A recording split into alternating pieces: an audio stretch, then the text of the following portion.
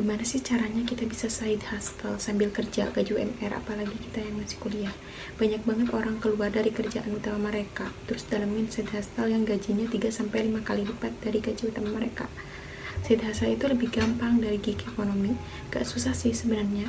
Yang penting kita tahu 2 poin, yaitu 2 poinnya itu kita bisa manajemen uang dan bisa manajemen waktu. Gimana sih caranya kita bisa memaksimalkan diri kita di gig ekonomi?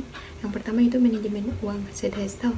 Kalau kita baru merintis karir baru atau kerja UMR, kita tuh masih terbatas mau investasi di mana, karena emang beberapa side hustle memang butuh imbas dari legalitas hire orang side business atau online bisnis dari gig ekonomi, apalagi yang masih UMR. Nah, yang pertama itu kita kebutuhan primer, yang kedua dana darurat. Biasain sisain uang 500.000 atau bahkan 1 juta kalau bisa, kalau ditabung untuk diri kita sendiri. Tapi mending kalau misalkan gaji UMR kita investasi di reksadana atau di saham. Uang itu kita bisa investasikan ke diri kita sendiri.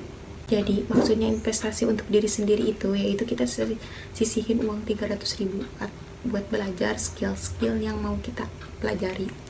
Terus skill apa sih yang paling promising di tahun ini? Kalau misalkan kita nggak mau basa-basi, mau skill yang high flying, belajar dari list skill yang kita ketahui aja, dalemin skill yang ada. Jadi kita itu harus suka, karena emang kalau kita gak suka, susah dalemin side hustle. Apabila waktu dan uang terbatas, side hustle bakal flop. Jadi step 1, sisihin uang 300.000 untuk belajar skill baru. Lalu alokasi waktunya gimana? Manajemen waktu untuk memulai side hustle gimana? Dan di waktu itu pasti ada waktu kosong, kita bisa untuk side hustle, terus kita bisa belajar skill-skill baru. Nah, dari plus belajar ini kalian bisa pakai waktu kalian untuk ngerjain project-project, terserah mau mulai dari jam berapa, mau sampai jam berapa juga.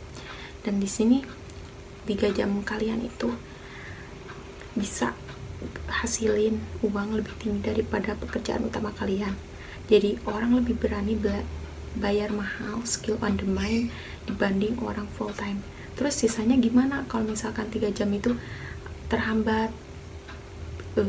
Emang gak efektif sih di kerjaan. Kalau kita sambil side hustle, sambil kerja, emang gak efektif sih. Kalau misalkan kita ada waktu kosong, kita bisa side hustle. Nah, Bukalapaknya gimana, negosiasinya gimana, invoice-nya gimana, itu sih sebenarnya gampang ya, as simple as kalian Google. Jadi kita butuh video freelance atau biar fokus ke side hustle, terus kita keluar dari pekerjaan kita. It is not fair everyone, disclaimer.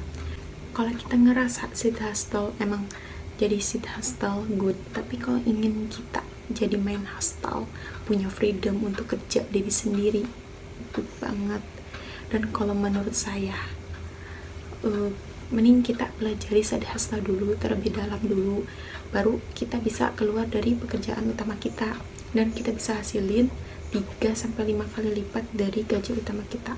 Side hustle bisa disustahin jadi kerjaan yang way more rewarding dibanding kerjaan full time. This is gig economy. Bersyukur banget di tahun ini ya kita bisa tahu side hustle, dan di gig economy semua bisa di-deliver dengan digital, voice over, design, editing, illustration, animasi.